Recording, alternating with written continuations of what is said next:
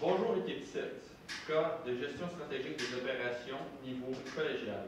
Je vais lire les règlements et je vais commencer dès que je termine de parler. Le temps commence à être calculé dès que l'un de vous débute la présentation. La durée de présentation doit se situer entre 13 et 15 minutes. Une pénalité de 1 point par tranche de 30 secondes manquantes ou excédentaires vous sera imposée. Le décompte du temps sera fait à l'aide de cartons lorsqu'il restera 10 minutes, 5 minutes, 1 minute et 30 secondes. Le décompte des 10 dernières secondes sera fait à l'aide de mes mains. Lorsque votre présentation sera terminée, les juges auront droit à une période de questions de 5 minutes. J'invite maintenant les juges à se présenter. Oui, bonjour, mon nom est Bernard Lamont, je suis professeur en opération et système de décision à l'Université Laval. Bonjour, moi c'est Maud Garnier, je suis étudiante à la maîtrise en logistique à l'Université Laval. Bonjour, Coralie Bouliane, je suis analyste en acquisition de talent chez Agrofinancier. Bonjour, René Pfeiffer, stagiaire CPA chez Blanchette Bachon Associés.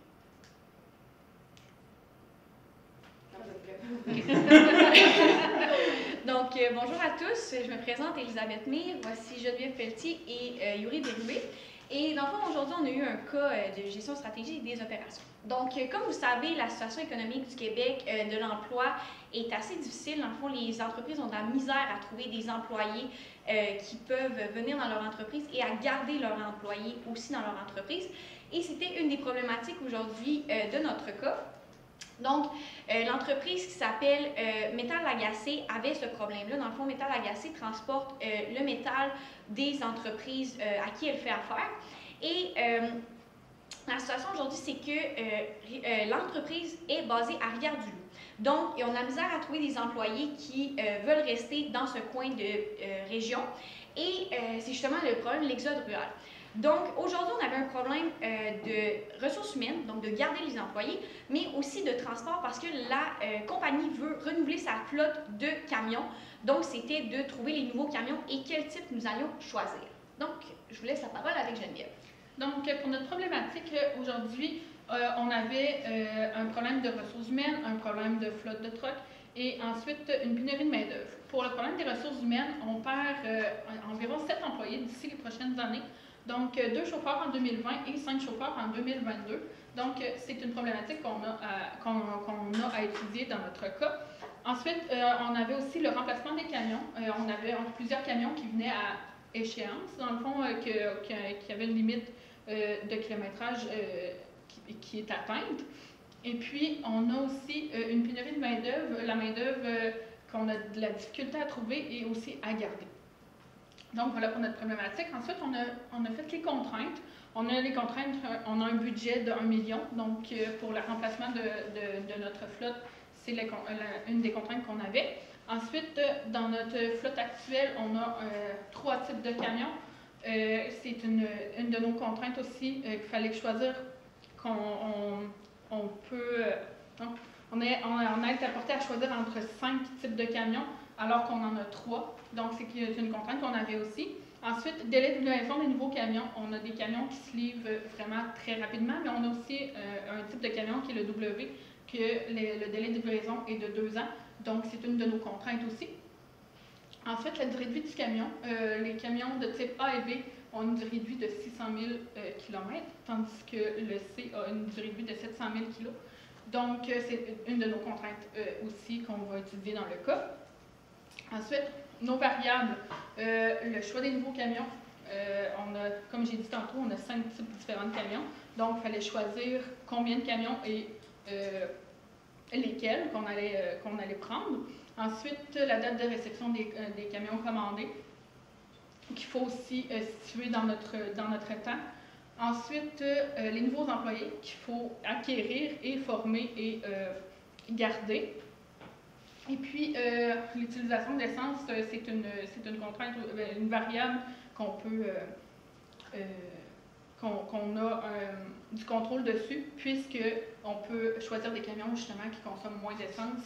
Donc, c'est une des variables aussi qui nous concerne. Ensuite, notre objectif de notre cas aujourd'hui, c'est bien sûr le remplacement de la flotte de véhicules pour 2021 en termes de combien qu'on va choisir de camions et quel type. Ensuite, la rétention et le départ des chauffeurs, comment on va être capable de garder nos chauffeurs et puis quelles solutions on amène avec ça. Et puis, les sécuriser, la part de marché était marqué que il y a éventuellement, ça grossit et puis il y a d'autres compétiteurs qui arrivent sur le marché, comment être capable de garder notre entreprise à flot et puis comment être capable de garder nos clients à long terme. Bref, premièrement, pour résoudre le problème, on est allé vers une optique de court terme. C'était vraiment notre objectif qui était général à ça. On va voir pourquoi on a choisi le court terme face au long terme. Bref, premièrement, chaque camion, on est allé viser la moyenne qui vont rouler par année pour voir l'usure générale du camion à va à quand, puis quand on a vraiment besoin de remplacer le camion, étant donné qu'on ne va pas commencer pour acheter des camions et les faire dormir dans le pot pendant que les garanties commencent à s'éloigner. C'est pas vraiment logique. Bref, on voulait l'acheter au moment où on va vouloir l'utiliser. Donc, le camion A, il consomme à peu près 60, il va rouler 60 000 kg par année, le B environ 53 000 kg et le C environ 66 000, étant donné qu'il fait du longue distance, plus qu'il peut prendre des grandes capacités de chargement. Donc, l'utilisation des camions actuels. Donc, premièrement, avec les calculs, on va vous présenter le graphique qui fait que c'est quand que les camions seront plus capables de rouler sur la route. On voit que dès la première année, on a 2 camions de type A, des camions qui vont prendre 10 000 kg et moins de capacité. On ne pourront plus rouler avec nous. On voit également qu'en deuxième année, on va perdre un type B. En troisième année, on va perdre un type A. En quatrième également. Et en cinquième année, on va perdre un B et un C. Vous allez voir après dans les calculs à la prochaine page, qu'est-ce qu'on va faire puis quand on va acheter nos camions, étant donné que, comme je vous ai dit, en solution court terme, on ne veut pas tout acheter dans l'immédiat. Donc, premièrement, en 2019, nos camions, on les a utilisés, puis qu'est-ce qu'on a fait avec? Donc, on va voir que dans le 0-5000, on a fait 70 voyages en moyenne par mois pour 5000 kg et moins. Et dans 5000 à 10 000, on a fait environ 65 voyages par mois avec 6 camions. Ce qui veut dire que chaque camion voyageait 23 voyages par mois à peu près. C'est quand même une donnée qui va nous être utile pour faire nos prévisions. Pour le 10 000, 20 000, on avait environ 61 voyages par mois et le 20 000, 30 000, 22 voyages par mois. Et on avait 6 camions de type B. Bref, ça revenait à 14 voyages par mois par camion. Pour ce qui est du type C, qui prend le 30 000 à 44 000 kg de capacité, vont être 103 voyages par mois avec 5 camions, ce qui veut dire que chaque camion a à peu près une capacité de 21 voyages par mois. Avec les prévisions, on avait des prévisions selon les capacités de voyage. On a vu qu'on avait une forte augmentation pour les 0-5000 à 142 voyages par mois sur 5 ans. Après ça, le 5000 à 10 000, on avait 53 voyages. 10 000, 20 000, 50, 20 000, 30 000, 31. Je ne commencerai pas à lire mes tableaux, je suis sûr que vous savez. Bref, on va vous montrer c'est quoi nos choix face à nos achats. Premièrement, on a considéré qu'en première année, on va acheter 3 véhicules de type V, ce qui veut dire que c'est des véhicules qui n'ont pas besoin de classe pour les conducteurs, ce qui est quand même utile étant donné que, premièrement, on voit qu'il y a une forte augmentation pour les 5 000 et moins. C'est un camion qui a une capacité de 6 500. Donc, on voyait que clairement, on en avait besoin de camions, étant donné que si on regarde, sur 5 ans, on a besoin de 8 camions pour faire du 10 000 et moins. Puis là, on en a 6. Mais si je reviens à mon tableau précédent, mais c'est pas besoin, c'est correct, j'en perdais 2 dans ma première année, ce qui fait qu'il m'en restait juste 4. Donc, dans l'immédiat, j'ai décidé d'aller en acheter 3, ce qui fait ma moyenne à 7, puis le 8e, je l'achète un peu plus tard parce que ça l'augmente au fil des 5 années. Je n'ai pas eu besoin de suite. Après ça, en même temps, en 3e année, je ne sais pas si vous vous en rappelez, mais je perdais encore un type A. Bref, j'ai décidé de suite acheter des véhicules électriques. Ça nous permettait de vraiment prévisionner mes 2 ans à la livraison pour le véhicule électrique qui va prendre 10 000 kg et moins.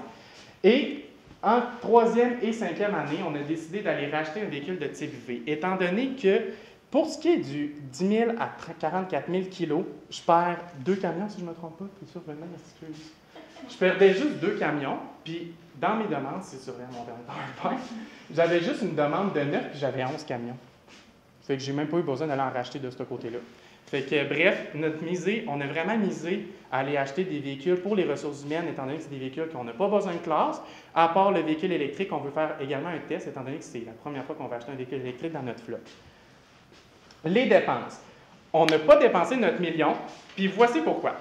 Premièrement, en première année, on a 1 million avec 550 000 de dépenses, qui nous reste 450 000 dans les coffres. Mais on prévoit qu'on s'entend qu'une entreprise ne fera pas dormir 450 000 comme ça à 0 d'intérêt. On prévoit à peu près 4 d'intérêt sur notre année globale, qui fait 468 000 en année 2, ou qu'on n'achète rien. Alors, en année 3, j'ai 486 000 dans nos coffres, auxquels je vais racheter un véhicule V, qui est 6 500 kg et moins. Bref, en 5 ans, j'ai dépensé 261 000 et il me reste 261 000 pardon. Et c'est quand même une somme auquel Elisabeth va expliquer qu'est-ce qu'on va faire avec. Donc voilà. Donc comme Yuri l'a très bien mentionné, on a acheté en général beaucoup de véhicules V, puisque c'est ceux qui ça coûte le moins cher à l'achat et au final combler vraiment bien nos besoins de marchandises et de transport. Et avec le 2000 $ qui nous reste justement. Donc on a dit qu'on avait acheté... Il nous reste 240 000. 240 000. Merci. Bref, il nous reste un bon montant dans nos coffres, 240 000. Donc, avec ce 240 000-là, on a une vision à long terme.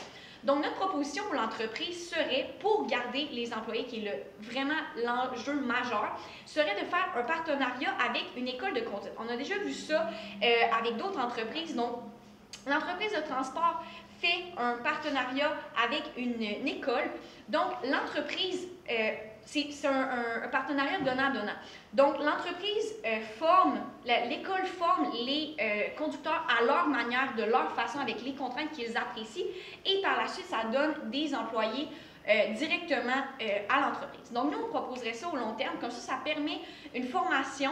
Et la formation, elle, servirait pour les véhicules qui sont électriques. Parce que, comme on l'a mentionné, on va les acheter pour que dans 3 ans, si je ne me trompe pas, 3 ans, qu'on reçoive les véhicules. Donc, on a une certaine période de temps pour former nos nouveaux chauffeurs qu'on acquérirait dans les prochains mois. Donc, ça, c'est notre vision à long terme qu'on proposerait à l'entreprise. Et une autre proposition serait les économies d'échelle. Donc, comme on l'a mentionné, on a des véhicules qui ont quand même une grande capacité. Par exemple, les véhicules C, c'est eux qui ont une plus grande capacité. De cette façon-là, si une entreprise nous fait transporter beaucoup, plus elle nous fait transporter, plus elle économise. C'est comme un palier. Dans le fond, si tu es dans le premier palier, ça te coûte tant. Puis si tu montes au prochain palier, tu économises sur une certaine quantité que tu as transportée. Donc, on pourrait faciliter ça. Donc, on garde nos partenariats avec les entreprises. Ils viennent de plus en plus avec nous parce qu'ils font des économies d'échelle. Et en plus, nous, avec le partenariat avec une école, on a des employés, ce qui était aussi notre gros enjeu. Donc, c'est pas mal la vision qu'on a pour le futur, pour l'entreprise. Puis, c'est ce qu'on leur proposerait, puis j'espère que ça va bien les aider. Merci. Merci. Ben, c'est pas grave. J'avais rien, là. Pas tout à fait. Faire la question. Oui. Ça peut commencer. Moi, j'ai quelques questions au niveau des ressources humaines. Là. Je voudrais savoir, en termes de recrutement, vous parlez d'aller chercher des partenariats avec des écoles de conduite. Est-ce que vous avez d'autres stratégies, là, peut-être pour aller cibler des gens qui ne seraient pas nécessairement déjà en train d'avoir des processus pour devenir camionneurs? Bien, en fait, là, premièrement, tous nos camions qu'on achète, excepté un, c'est des camions qu'on n'a pas besoin de classe. Donc, tous les employés qu'on va engager, on va regarder c'est de la façon qu'on a pensé, on va regarder ceux et celles qui font de la rétention dans l'entreprise, puis on va leur offrir la formation gratuitement avec le surplus de budget qu'on a côté camion. On ne pense pas nécessairement qu'on a besoin d'aller chercher des camionneurs avec des classes. Déjà que dans le bas du fleuve, c'est déjà dur d'avoir de la main-d'œuvre qui est formée. Les formations se donnent souvent à Québec. Donc, c'est vraiment la façon qu'on a vu le programme. Puis, Ça répond bien à ta question? Au niveau de la rétention, est-ce que vous avez des solutions tangibles que vous proposez là, pour retenir les gens dans l'entreprise plus longtemps? Là, on revient avec ça, mais justement, la formation qui fait que c'est déjà un bon avantage social. C'est ça, surtout que la formation est payée. Puis, clairement, ça pourrait y aller à long terme. Donc, les formations, peu importe c'est laquelle, si le chauffeur a besoin d'une classe de plus ou quoi, bien, la formation pourrait continuer d'être payée. Puis, ça serait comme un partenariat, si tu veux, avec l'employé et l'employeur à long terme que les formations sont payées. Donc, ça, déjà là, ça peut être un avantage. Sinon, je pense que... Bien, c'est sûr qu'on n'en a pas parlé, mais est-ce que ça vise à nous... Si vous formez les gens pour, par exemple, conduire des camions électriques, auriez-vous intérêt à considérer peut-être de prévoir d'acquérir d'autres? Oui, ça serait vraiment dans les solutions qu'on proposerait. Là. Oui, là, on en commanderait un pour l'instant parce que justement, on n'a pas vraiment de gens formés pour ça. Mais éventuellement, si avec les formations, si ça marche bien avec le partenariat, on a une prévision d'en acheter plus à la On le voyait vraiment comme un court terme puis un premier pas vers cette direction-là, mais on ne voulait pas commencer avec, par exemple, 5 camions électriques puis voir que finalement, ça ne fonctionnait pas pour quelconque raison, puis là, il est comme trop tard avec tout ça. Fait que c'était justement une étape à la fois vers cet objectif-là. Exactement. Déjà qu'on ne sait pas les prévisions. Puis prévoir 10 ans sur une entreprise, c'est C'est rare. Puis difficile, il parle de compétition. On ne commencera pas à... En tout cas, bref, c'est notre façon de voir vu ça.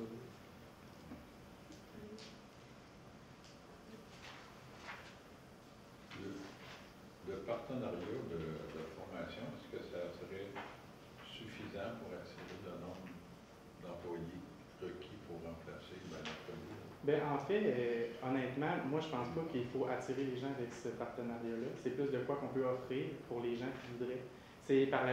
Ils peuvent commencer à camionner. Déjà, c'est un emploi qui va être offert sans classe. S'ils voient qu'ils apprécient ça et qu'ils veulent grossir de camion ou quoi que ce soit, c'est une possibilité qu'ils vont avoir en entreprise.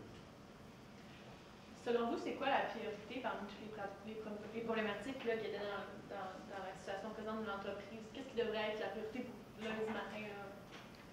Bien, le lundi matin, je pense que c'était les employés, parce qu'ils l'ont mentionné, la situation actuelle du Québec, premièrement avec la pénurie de main-d'œuvre. Le deuxième facteur, c'est qu'ils ont 7 chauffeurs qui s'en vont à la retraite. 7 chauffeurs, c'est quand même beaucoup sur une flotte. Donc, ces deux facteurs-là.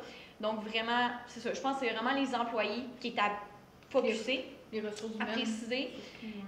Puis c'est pour ça qu'on a mis l'avant sur les stratégies. C'est ça qu'on a mis de l'avant. Puis, de cette façon-là, on le voyait plus à court terme. Puis, à long terme, ça, on en a moins parlé. Mais vu qu'on a acheté beaucoup de camions, justement, qui polluent, qui consomment de l'essence, donc là, justement, ça serait d'y aller plus avec les camions électriques quand il y a notre base, puis qu'on va avoir une bonne base d'employés qui, on sent, vont rester avec nous pour une bonne période de temps. Dans le cas, on disait qu'on faisait beaucoup de livraisons directes, puis on veut minimiser nos coûts. Avez-vous une solution par rapport à ça? Ben, vas-y. Ben, j'ai l'impression que je me répète, mais c'est ça, les livraisons directes, on a justement essayé de pallier ça en faisant, dans le sens que, avec les économies d'échelle, ça nous aiderait pour ça, justement. Tu sais, par exemple, on a 3 clients qui sont dans un secteur assez rapproché. Si on peut remplir notre camion, ce qui est vraiment avantageux. Faire du LTL dans le fond. C'est ça, du LTL, en fond, ce qui veut dire que dans notre camion, on a une partie qui va au client A, une partie qui va au client B, ou une partie qui va au client C. Nous, ça nous fait des économies sur le carburant parce qu'on ne fait pas des allers-retours toujours un à un. Fait qu'on réussit à faire une tournée de livraison, puis de cette façon, après, on peut l'optimiser, puis s'assurer qu'on ne revient pas sur nos pas et tout. Donc, je pense que pour les... La période des questions est terminée.